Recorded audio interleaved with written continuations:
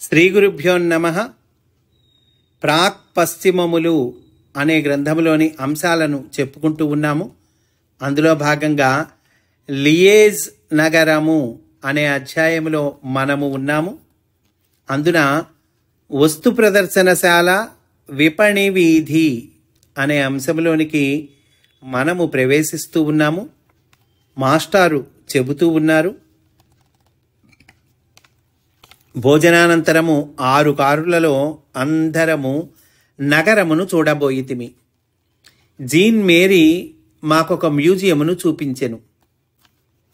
లియేజ్ పట్టణమున 100కు పైగా గొప్ప మ్యూజియములు ఉన్నవట. అందు అతి ప్రాచీనములైన శయ్యాసనాది గృహోపకరణములు ప్రదర్శింపబడినవి. వెలకట్టలేని సింహాసనముల వంటి దారు పర్యంకములు వివిధాకారములలో వివిధ పరిమాణములలో ఉండెను. కొన్నిటికి పసిడి అంచులు తీర్చబడి ఉండెను. కొన్నిటికి ముద్ద బంగారపు కైచేర్పులు కలవు. కొన్నిటికి స్ఫటికములు మణులు తాపబడి ఉన్నవి. అవి అన్నీ ఫ్రెంచి బెల్జియం రాజుల జమీందారుల కుటుంబములచే భద్రపరుపబడిన తమ తమ వంశీయుల పర్యంకములట. ప్రతిదినము తుడిచి శుభ్రము చేయబడి నిగనిగలాడుచున్నవి. కుడ్యములకు త్రివర్ణ తైల చిత్రములు అతి సుందరములు అమర్చబడి ఉండెను. అందు కొన్ని ప్రాచీనములకు ఫ్రెంచి రాజపురుషులవి, మరికొన్ని ఫ్రీ మేసనరీ క్రతుకాండకు సంబంధించిన రహస్య సంకేతముల చిత్రములు. అందలి రహస్యార్థములను ఫ్రీమేసనరీ అనబడు ప్రాచీన క్రతు శాస్త్రాంశములను వారికి వివరించి చెప్పి తిని వారందరూ ఆశ్చర్యపడి ఆ చిత్రముల ఘనతను క్రొత్తగా గుర్తించిన వారైరి. చిత్రములతో పాటు క్రతుకాలములో ధరించు దుస్తులు, ఆభరణములు, ఆయుధములు కూడా అందుండెను. వాని సంకేతములను కూడా వివరించి తిని. ఫ్రాన్స్, బెల్జియము దేశములలో క్రైస్తవ మతము వ్యాపించుటకు ముందు ఫ్రీమేసనరీ, రాసక్రూషి అను సంబంధములైన శాస్త్రీయ మత సంప్రదాయములు వ్యాప్తిలో ఉండవలెనని నాకు అవగతమైనది. చూడండి, ఈ క్రైస్తవము వ్యాపించడానికి ముందు ఇవి వ్యాప్తిలో ఉన్నాయిటండి. ఏమిటవి? ఫ్రీమేసనరీ, రాసక్రూషి అనేటువంటి శాస్త్రీయ మత సంప్రదాయములు అంటున్నారు. అవి ఉన్నాయి, అవి ఉండవలెను అంటున్నారు మాస్టారు. మ్యూజియం నుండి బయటపడేసరికి సాయంకాలము 6 గంటలయ్యను. మేము అచ్చటి నుండి పెద్ద బజారులోని అంగడులకు పోయితిమి.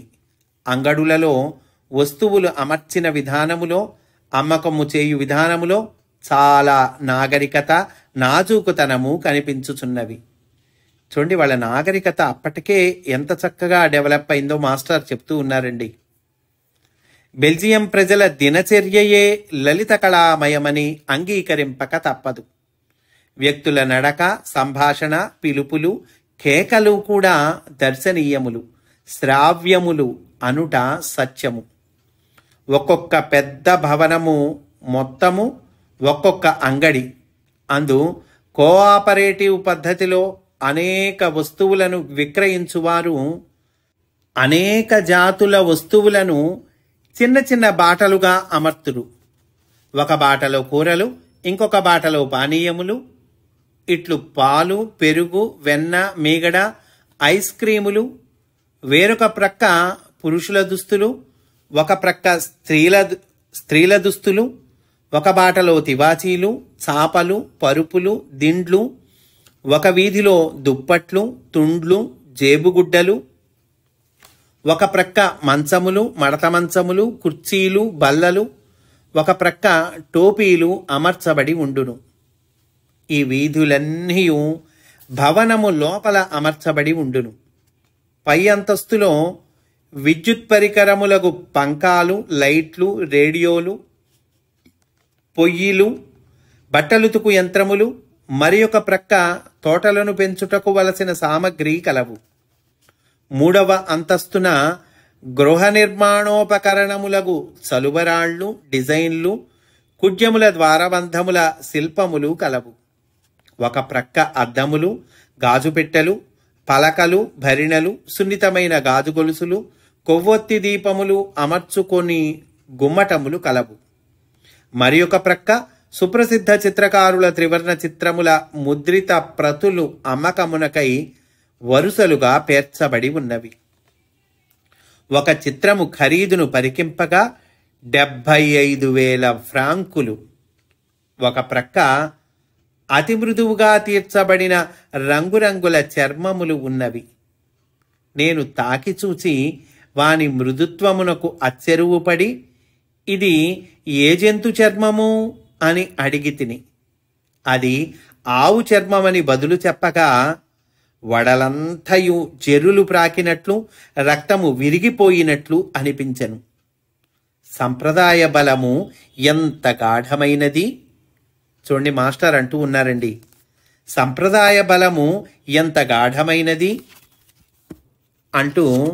ఆ తర్వాత, అన్నిటికన్నా పై అంతస్తులో పూల దుకాణములు అమర్చబడి ఉన్నవి. కుండీలలో పూల చెట్లు గదులలోనే పెంచబడుచున్నవి. భవనము మొత్తము గాజుతోనే నిర్మాణము చేయబడినది. భవనములోనికి ప్రవేశమునకు అడుగుపెట్టగా ద్వారములు అవే తెరచుకొనును. అంతస్తు నుండి అంతస్తునకు సోపానములు పరిభ్రమణము చేయుచున్నవి. ఎస్కలేటర్స్ అండి, ఆ రోజుల్లోనే ఉన్నాయిటండి. అక్కడ సోపానమున నిలబడి చేతిలోని బరువును పిట్టగోడపై నుంచి పట్టుకొనగా మనతో పాటు అదియు నడిచి వచ్చును. నాతో సోపానముపై నిలబడిన ఒక కన్య, స్వామీజీ, మీ పంచెను ఈ సోపానము లాగి మిమ్ము మేడపైకి విసురును అని జాగరూకత వహింపుడు అని అన్నదటండి. మాస్టర్ అంటున్నారు, అని వాక్చాతుర్యము చూపినది. నీ ఉంటివి కదా, భయము లేదు అని బదులు పలికి తిని. మేము పై అంతస్తును చేరుకొంటిమి. ఏ వస్తువును గూర్చియు విచారణ చేయనక్కరలేదు. ధరలు వస్తువులకు తగిలింపబడి ఉండును. మనకు కావలసిన వస్తువులను మనమే తీసుకొని తెచ్చుకొనుటకు తీగల చక్రాల బండ్లు కొన్ని 100లొక్కొక్క అంతస్తుల్లో ఉండును.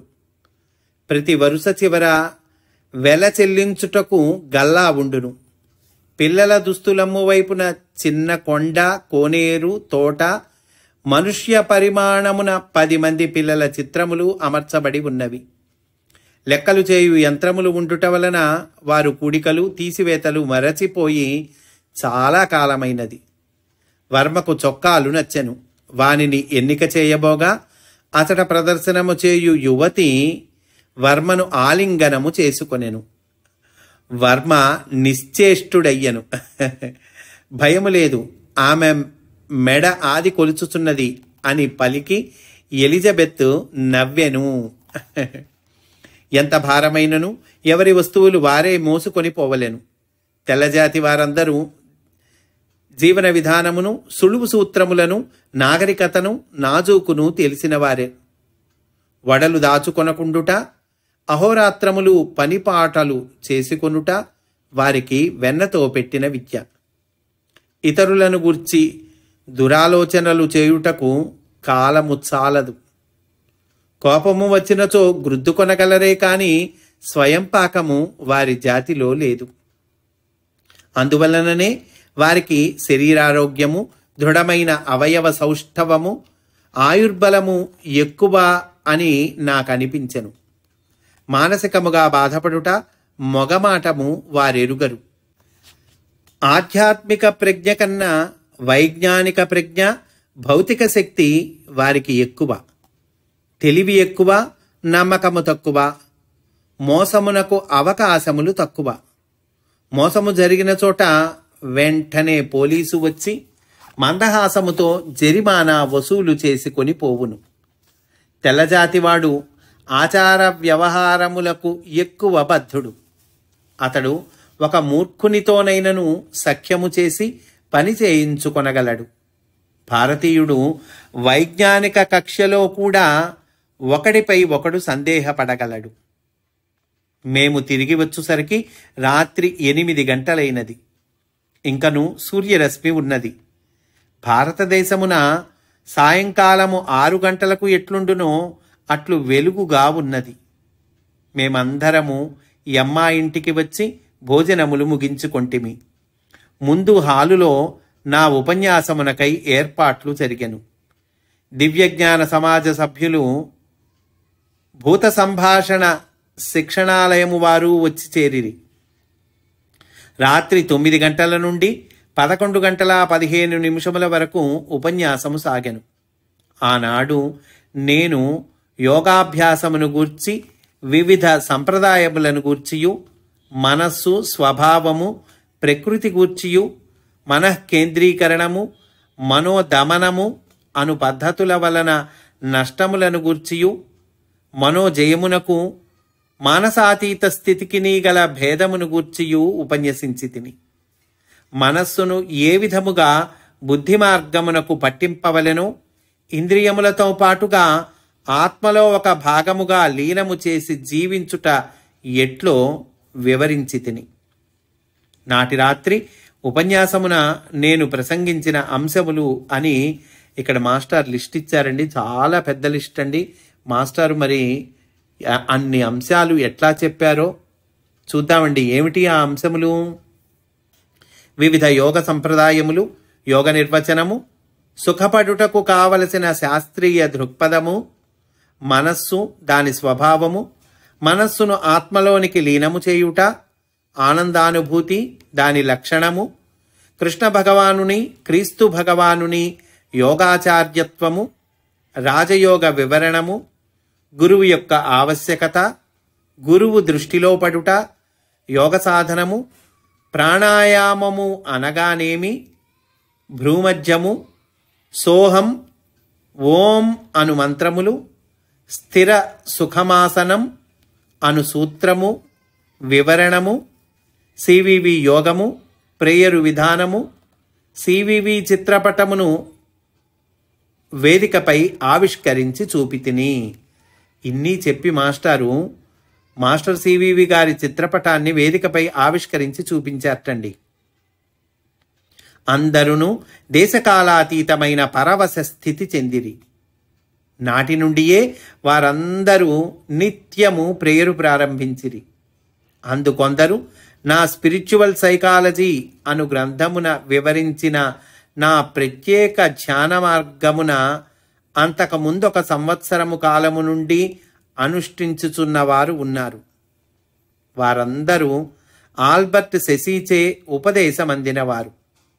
వారిని మాత్రము అదే మార్గమున సాధన చేయుచుండవలసినదిగాను, మిగిలిన వారిని మాస్టరు సివివి ప్రేయరు అవలంబింపవలసినదిగాను సలహానిచ్చి తిని.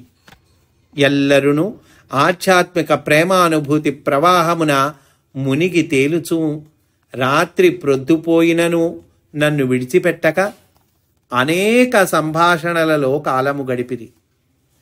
భోజనశాలలో వారందరూ నా చుట్టూను కూర్చుండిరి.